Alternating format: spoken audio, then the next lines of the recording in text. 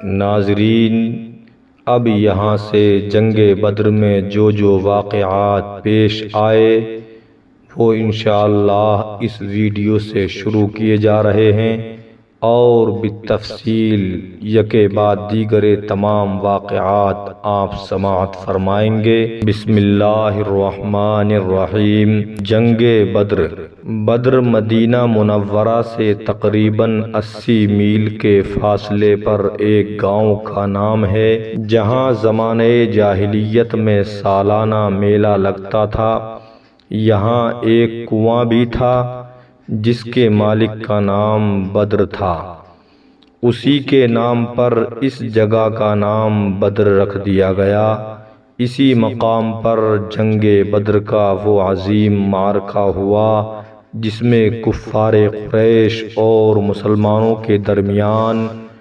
سخت خون ریز لڑائی ہوئی اور مسلمانوں کو وہ عظیم الشان فتح مبین نصیب ہوئی جس کے بعد اسلام کی عزت و اقبال کا پرچم اتنا بلند ہو گیا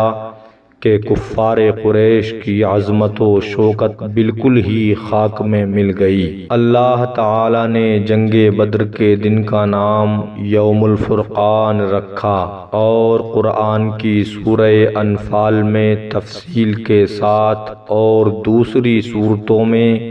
اجمالاً بار بار اس معرکے کا ذکر فرمایا اور اس جنگ میں مسلمانوں کی فتح مبین کے بارے میں احسان جتاتے ہوئے خداوند عالم نے قرآن مجید میں ارشاد فرمایا کہ وَلَقَدْ نَصَرَكُمُ اللَّهُ بِبَدْرٍ وَأَنْتُمْ أَذِلَّةٌ فَاتَّقُوا اللَّهَ لَعَلَّكُمْ تَشْكُرُونَ، اور یقیناً خداوند تعالی نے تم لوگوں کی مدد فرمائی بدر میں جبکہ تم لوگ کمزور اور بے سر و سامان تھے، تو تم لوگ اللہ سے ڈرتے رہو تاکہ تم لوگ شکر گزار ہو جاؤ۔ جنگ بدر کا سبب۔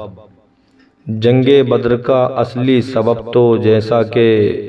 ہم تحریر کر چکے ہیں، عمرو بن حضرمی کے قتل سے کفار قریش میں پھیلا ہوا زبردست اشتعال تھا جس سے ہر کافر کی زبان پر یہی ایک نعرہ تھا کہ خون کا بدلہ خون لے کر رہیں گے، مگر بالکل ناگہانی یہ صورت پیش آ گئی کہ قریش کا وہ قافلہ جس کی تلاش میں حضور صلی اللہ علیہ وسلم مقام ذوالعشیرہ تک تشریف لے گئے تھے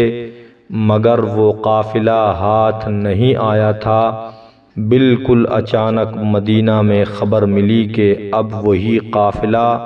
ملک شام سے لوٹ کر مکہ جانے والا ہے،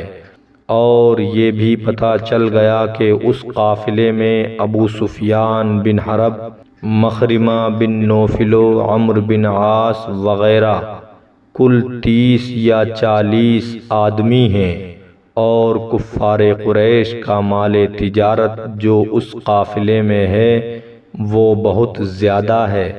حضور صلی اللہ علیہ وسلم نے اپنے اصحاب سے فرمایا کہ کفار قریش کی ٹولیاں لوٹ مار کی نیت سے مدینہ کے اطراف میں برابر گشت لگاتی رہتی ہیں، اور کرز بن جابر فہری مدینہ کی چراہ گاہوں تک آ کر غارت گری اور ڈاکہ زنی کر گیا ہے، لہٰذا کیوں نہ ہم بھی کفار قریش کے اس قافلے پر حملہ کر کے اس کو لوٹ لیں تاکہ کفار قریش کی شامی تجارت بند ہو جائے اور وہ مجبور ہو کر ہم سے صلح کر لیں۔ حضور صلی اللہ علیہ وسلم کا یہ ارشاد گرامی سن کر انصار و مہاجرین اس کے لیے تیار ہو گئے۔